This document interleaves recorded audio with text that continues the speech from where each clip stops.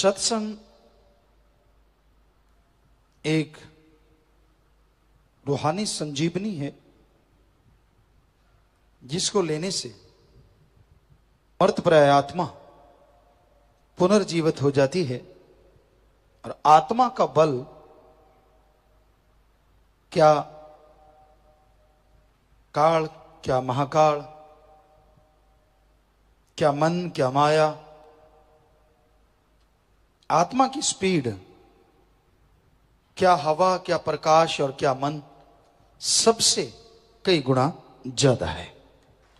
और जब आत्मा बलवान हो जाती है, आत्मा शक्तिशाली हो जाती है, तो इंसान के छोटे बड़े सब भयानक कर्म कंकर में बदलते चले जाते हैं और वो मालिक की कृपा का हर पल पात्र बन जाता है। आत्मा को बल देना है। जैसे कोई आदमी कमजोर हो जाता है, उसे कहा जाता है कि आपको ताकत चाहिए, तो उसके लिए आयुर्वेदा, एलोपैथी, होम्योपैथी, नेचुरोपैथी, सब में पावर की चीजें हैं, वो दी जाती हैं और आदमी ताकतवर हो जाता है। लेकिन आत्मा को बलवान बनाने के लिए किसी पद्धति के पास कोई टॉनिक नहीं है। किसी डॉक्टर के पास चले जाओ, कोई दवा नहीं जिससे आत्मबल बढ़ जाए। आत्मबल का टॉनिक भी आपके अंदर है। कितनी हैरानी है, आपके अंदर ही आत्मबल है और आपके अंदर ही आत्मा है। जैसे दूध में घी होता है, अब 5 क्विंटल दूध का आप पीना चाहें, क्या पी लोगे? नहीं पी सकते। Litre, 2 litre, 5 litre, 4 litre, 10 litre, जितना भी एक दिन में, अगले दिन फट जाएगा। लेकिन तरीका है, दूध के अंदर ही घी है, उसको जाग लगाओ, उसको बिलो, मक्खन आए, गर्म करो, छाछ अलग, घी अलग, तो वो घी 5 क्विंटल दूध का आप एक दिन में नहीं, 2 दिन में नहीं, साल, 2 साल, 3 साल तक उसको ले सकते हैं। वो पूरी पावर आपने ले ली। तो उसी तरह वो आत्मबल आप सबके अंदर है, लेकिन उसको हासिल करने के लिए एक तरीका है, एक मेथड है, एक युक्ति है। और उस तरीके को हमारे हिंदू धर्म में गुरु मंत्र, इस्लाम धर्म में कलमा, सिख धर्म में नाम शब्द, ईसाई धर्म में द गॉड्स वर्ड्स या मेथड ऑफ मेडिटेशन, यानी मालिक को याद करने का तरीका, विधि है। उस विधि के द्वारा अगर आप मालिक को याद करेंगे तो यकीनन आपकी आत्मा को आपके अंदर से पावर मिलेगी और वो टॉनिक मिलते ही आपके गम, दुख, दर्द, चिंताएं खत्म होती चली जाएंगी और खुशियों से माला माल हो जाएंगे। कितना आसान है ये प्रोसेस। एक नया पैसा नहीं लगाना, बाल बच्चों से, परिवार से दूर नहीं जाना, कपड़ा लत्ता अलग तरह का नहीं पहनना, कोई मुश्किल नहीं, शरीर को तकलीफ नहीं देना कि खड़े रहो, बैठे रहो, लेटे रहो, जैसी मर्जी आपकी। तो इससे आसान और क्या हो सकता है? जीभा से, ख्यालों से वो शब्द हैं, उनका अभ्यास करते रहो लगातार, तो आपके अंदर से आत्मबल बढ़ने लगेगा। और जैसे जैसे आत्मबल बढ़ता जाएगा, आप सुख, परमानंद की प्राप्ति के और करीब होते जाएंगे और आपकी बेचैनियां, आपकी टेंशनें खत्म होंगी और बिगड़े काम बनने लगेंगे।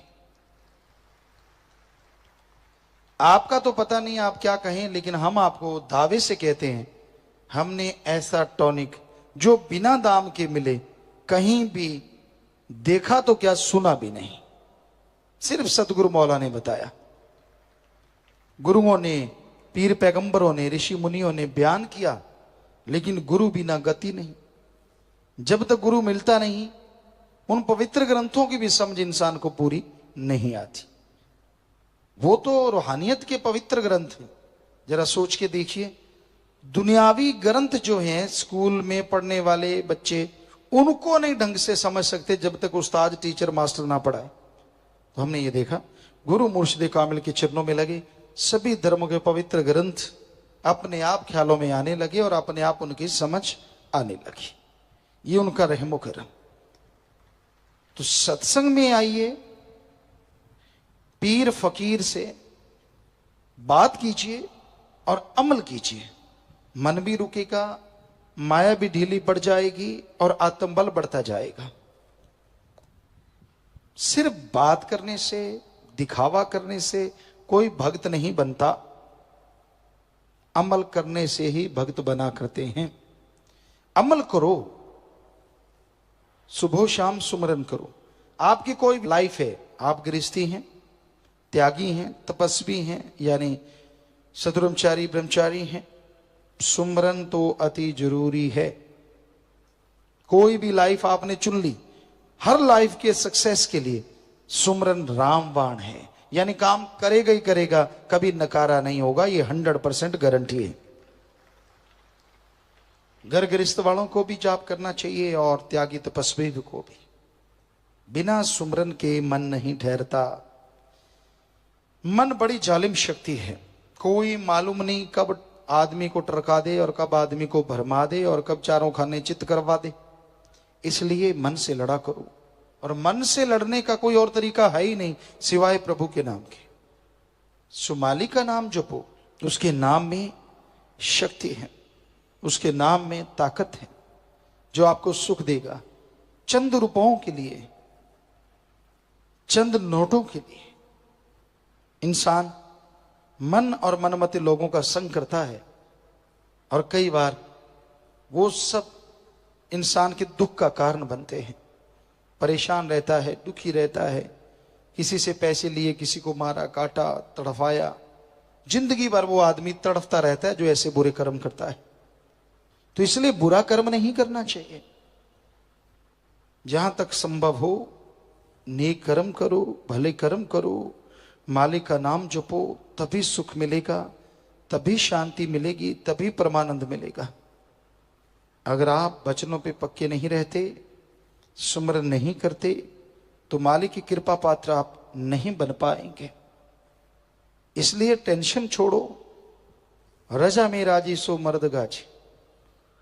सतगुरु मौला दुख दे सुख दे, उसकी तमीज ना रहे, वो आदमी मालिक की खुशियों का हमेशा अधिकारी बनता है और दोनों जहां में खुशियों से माला माल रहता है। सुख में नाचने लगे, दुख में चारपाई पे पड़ गए, ये भक्तों का नहीं तरीका होता। वो तो सुमरन करते हैं, दुख आ गया तो परवाह नहीं करते, क्या है बस इतने सोचने की देर है, 50-60% तो दुख वैसे ही उड़ जाता है।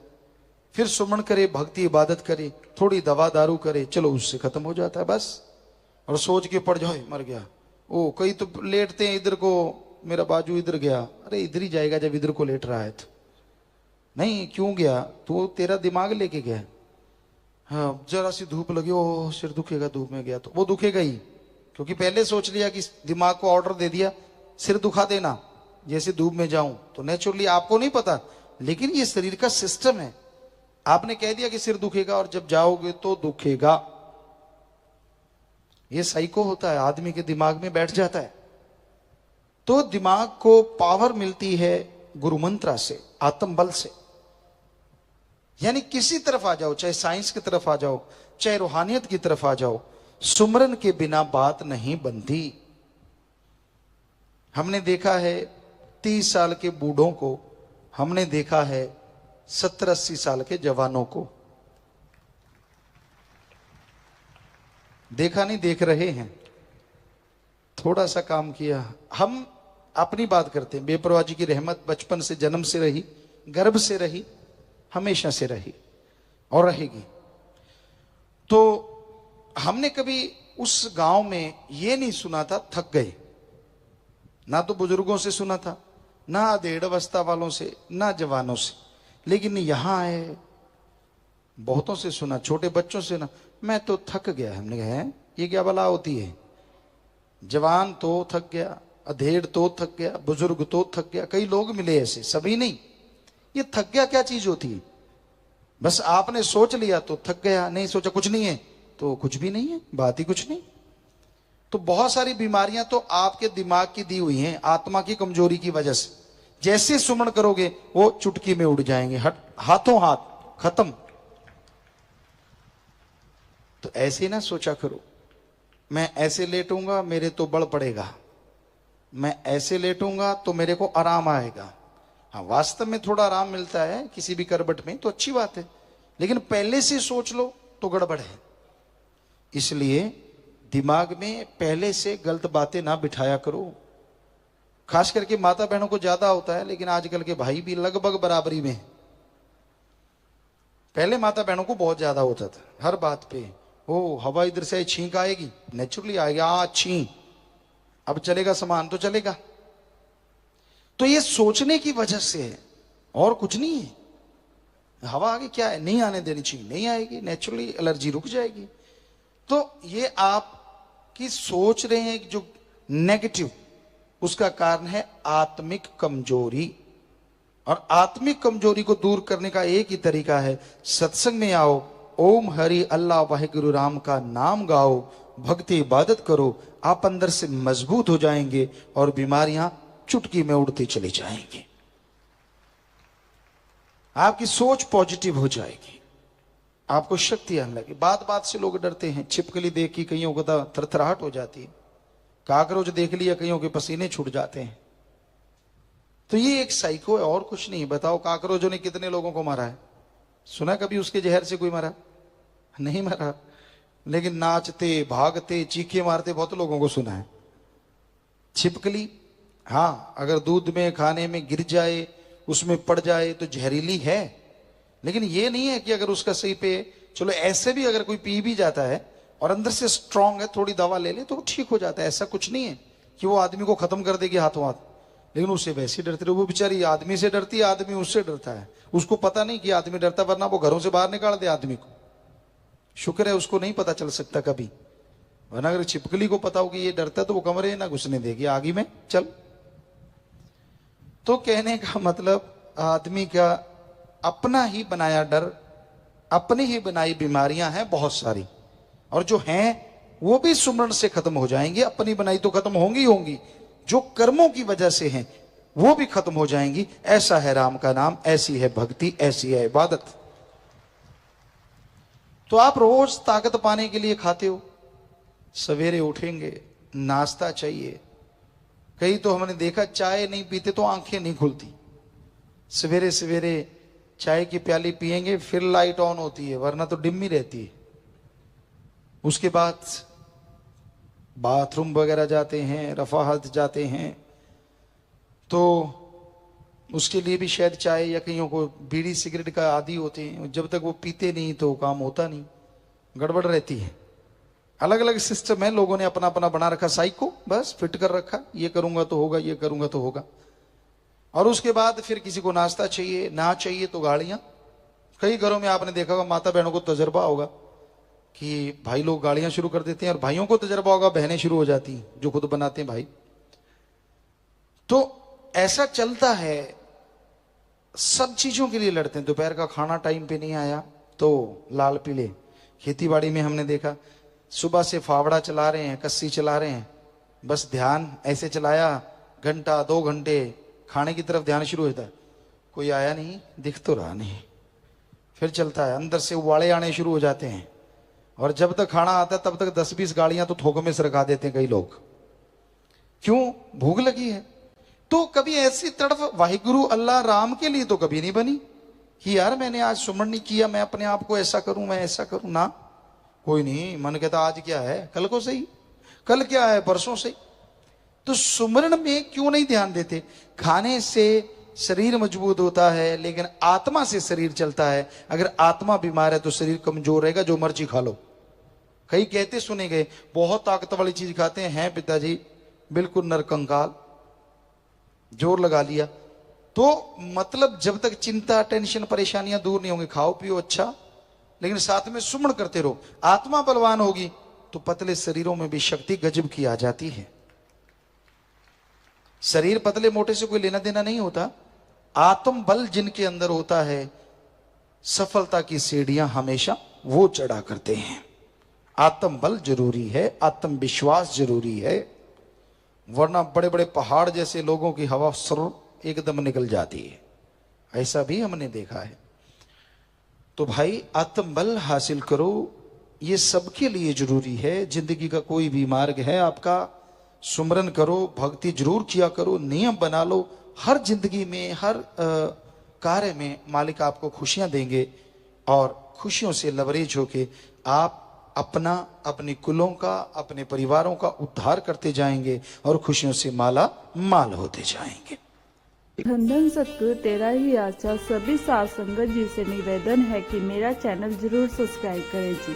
धन धन सतगुरु तेरा ही आसरा।